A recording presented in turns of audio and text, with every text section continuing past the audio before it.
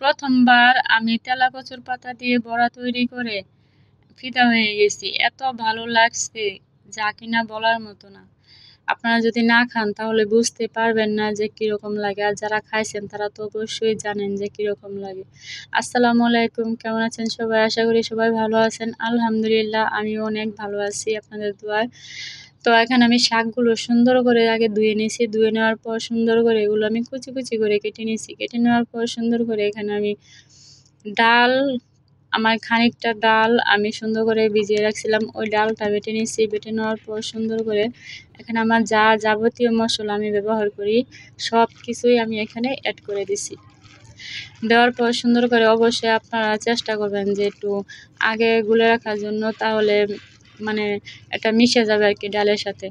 আর ডালটা দেওয়ার উদ্দেশ্য হচ্ছে আপনার ময়দা, আটা বা চালের গুঁড়া দিয়ে যতটা স্বাদ না পাবেন ডালটা দিয়ে আপনি ততটা স্বাদ পাবেন।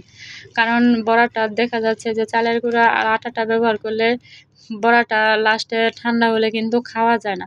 আর ডালটা হলে বড়াটা কিন্তু তুলতুলে থাকে, একটা অন্যরকম একটা স্বাদ থাকে আর কি।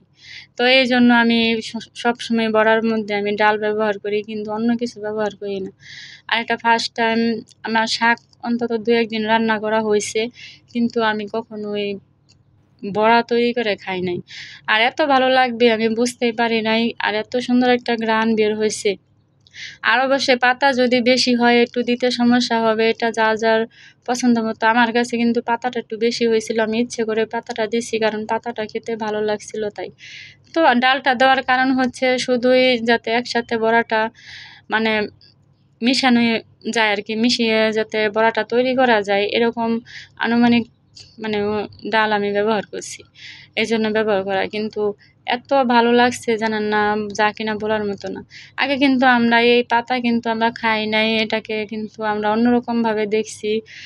তো এখন আবার সবাই খায় দেখি, তো ফোনের মাধ্যমেও দেখি আর কি, আবার বাসায়ও দেখি চারপাশে যে ডায়াবেটিস যাদের তারা খায়, অনেক অসুস্থতার জন্য নাকি খায়, এটা নাকি ওষুধ। তো যাই হোক, ওষুধ মষুধ বুঝি না, আল্লাহ মাফ করুক। আল্লাহ কোনো বড় কোনো অসুখ দেয় নাই, আল্লাহ মাফ করুক সবাইকে। কারণ অসুস্থতা একটু কম খেলেও ভালো, কিন্তু সুস্থতা ভালো শরীরের। যাই হোক, সুন্দর করে উল্টায় পাল্টায় কিন্তু বড়াগুলো ভেজে নিতে হবে। আর অবশ্যই তেল কিন্তু পরিমাণ মতোই দিতে হবে, কারণ কম দিলে কিন্তু তেলটা লাগে বেশি, আর বড়াটা কিন্তু ভিতরে ভাজা হয় না সুন্দরভাবে। উপরে কিন্তু পুড়ে যায় আর ভিতরে হয় না, তাই তেলটা সুন্দরভাবে হলে বড়াটা কিন্তু ভাজা সুন্দর হয় সব ক্ষেত্রেই। মাছ বলেন, বড়া বলেন, যাই বলেন। দেখেন কতটা সুন্দর হয়েছে। সবাই ভালো থাকবেন। আল্লাহ হাফেজ।